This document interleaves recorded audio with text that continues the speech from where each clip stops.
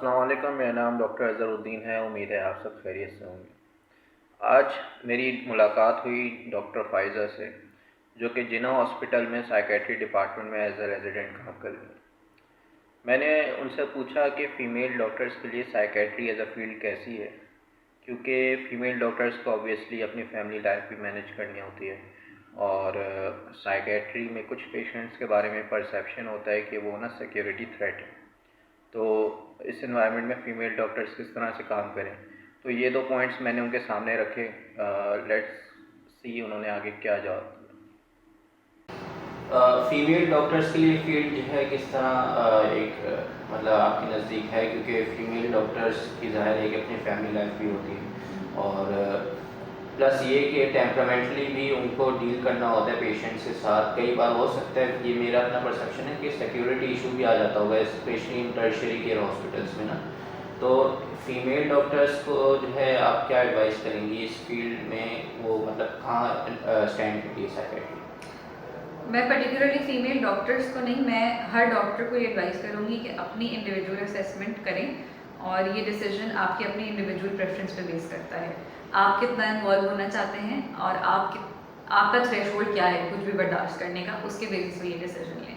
I don't think इसमें gender का कोई इतना रोल होगा। हाँ, लेकिन आपकी ये बात ज़रूर वैलिड है कि फीमेल्स को हम यूजुअली कहते हैं ना कि प्रोटेक्टेड इन्वायरमेंट में रहें, सर्टन एक्सपोजर ना हो उनका, और डिसइनहिबिटेड पेशेंट्स अगर हों तो उसमें हम कोशिश ये करते हैं कि अपने कॉलीग्स में से फीमेल कॉलीग्स को पीछे रखते हैं और उनके लिए हम थोड़ा ईज आउट करते चीज़ों को। साइकाइट्री में अनफॉर्चुनेटली, वेरी वेरी अनफॉर्चुनेटली, हमारे पेशेंट्स को लेके लोगों का परसेप्शन ये बन गया कि भाई कुछ भी कर देंगे, कभी कुछ भी कर देंगे। पेशेंट, साइकाइट्री का पेशेंट जो है वो सेफ नहीं है।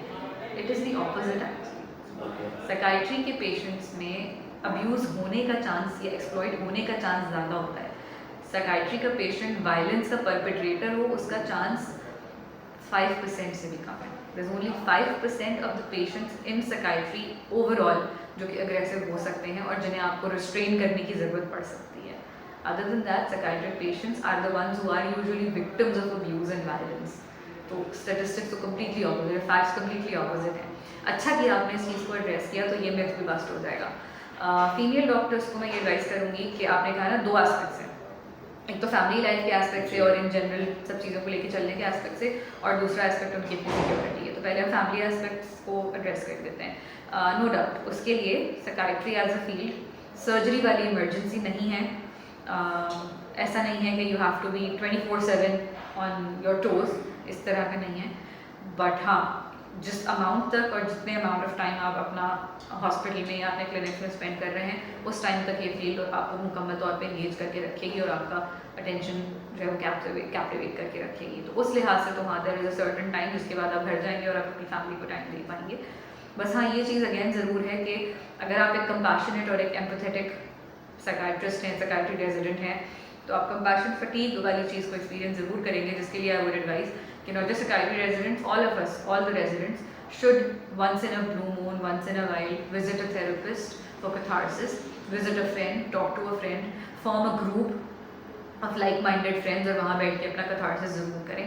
ये सब रेजिडेंट्स के लिए है और स्पेशली साइकाइट्री रेजिडेंट्स के लिए भी, क्योंकि वो इतना बर्नआउट में जा रहे होते हैं इमोशनली। फिर ये कितना इम्पोर्टेंट है आपके नज़दीक, क्योंकि हर किसी का माइंडसेट तो ज़ाहिर गैदरिंग्स से रिलेटेड नहीं होता, कुछ होते हैं जो अकेले रहना चाहते हैं। जो लोग अकेले रहना चाहते हैं वो मेडिटेशन को कंसिडर करें, ठीक है।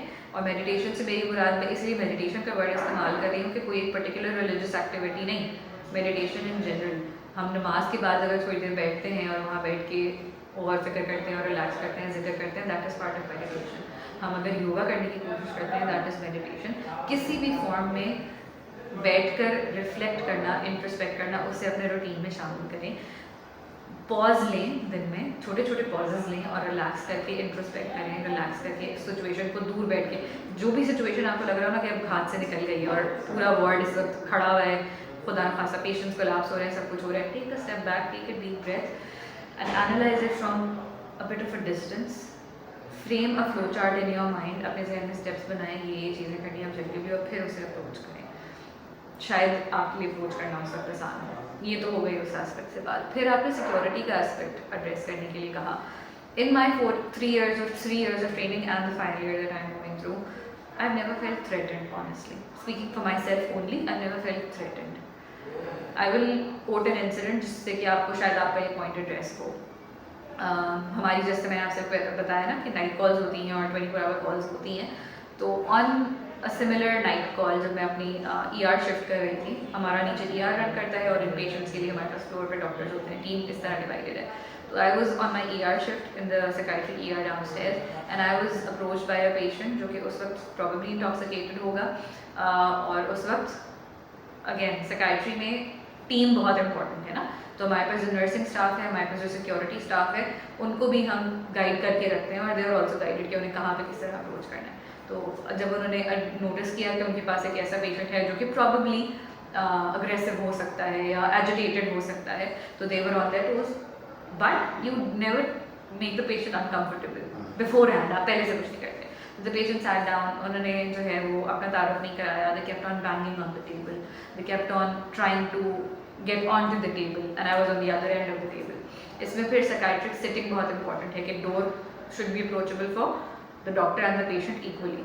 डॉक्टर पेशेंट के रास्ते में ना आ रहा हो दरवाजे के और पेशेंट डॉक्टर के रास्ते में ना आ रहा हो, दोनों एक दूसरे को ब्लॉक ना करें, 45 डिग्री एंगल पर बैठे हों, जो एक सेटिंग हम पढ़ते हैं हिस्ट्री टेकिंग में. साइकाइट्री में दैट हैज़ पिवटल रोल. तो हमारी सेटिंग जो है, सेटअप हमारी OPDs के और ER के इसी तरह होते हैं.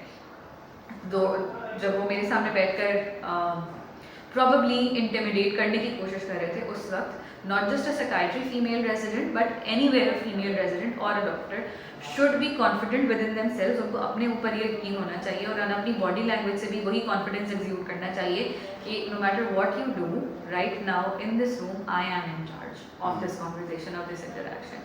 आप अपने आई कॉन्टैक्ट से, अपनी बॉडी लैंग्वेज से उतना ही काम रहें. Once the agitated patient realizes that this is not affecting the physician, क्योंकि कोई भी क्यों एजिटेट हो रहा होता है, जितना ज़्यादा पेशेंट कोई एग्रेसिव हुआ होता है या वायलेंट हो रहा होता है, not just psychiatry patients, even the patient जो कि हमारे पास ER में वैसे मेडिसिन और सर्जरी में भी होते हैं, प्रॉबेबली उसको वो खुद थ्रेटेंड फील कर रहा होता है. उसे नहीं समझ आ रहा होता कि वो कैसे अपने आप को सिक्योर फील कराए, तो वो इंटिमिडेटिंग होने की कोशिश करता है, आपको ओवर पावर करने की कोशिश करता है. उससे अगर आप अपनी बॉडी लैंग्वेज से यकीन दिलाएं कि I am in charge and there is no threat neither to you not to me, तो चीज़ें डीएस्केलेट होने का चांस होता है बहुत ज़्यादा. और फिर जैसे मैं बार बार मेंशन कर रही हूँ, टीम बहुत इंपॉर्टेंट है. तो हमारे पास टीम मौजूद होती है जो कि ऐसी किसी भी सिचुएशन को हैंडल करने के लिए तैयार होती है. हैड दिस सिचुएशन नॉट डीएस्केलेटेड, जो इंसिडेंट मैं आपको बता रही हूँ, तो मेरे पास मेरा स्टाफ मौजूद था कि जो मुझे फिजिकली रिस्ट्रेन करने में हेल्प करता. बट अगेन फिजिकल रिस्ट्रेन और फिर थर्ड स्टेप में केमिकल रिस्ट्रेन, वो बात की बातें हैं. पहला अटैम्प्ट हमेशा वर्बल डीएस्केलेशन होती है, बात करने के जरिए, कम्युनिकेशन के जरिए आप कम्युनिकेट करते हैं. तो ऑल द फीमेल डॉक्टर्स जो कि इस रीज़न की वजह से शायद थोड़ी सी हेजिटेंट हो इस फील्ड को परस्यू करने के लिए, उतना ही थ्रेट है जितना किसी और जगह पर होगा. But it's just that you have to have the understanding and the confidence. That is it.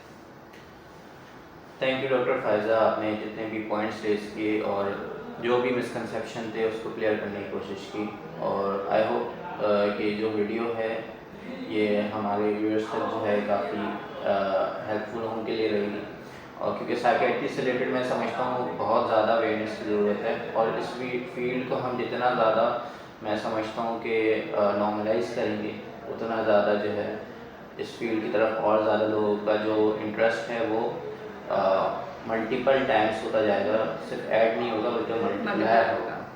तो बहुत शुक्रिया doctor Faiza. Thank you doctor.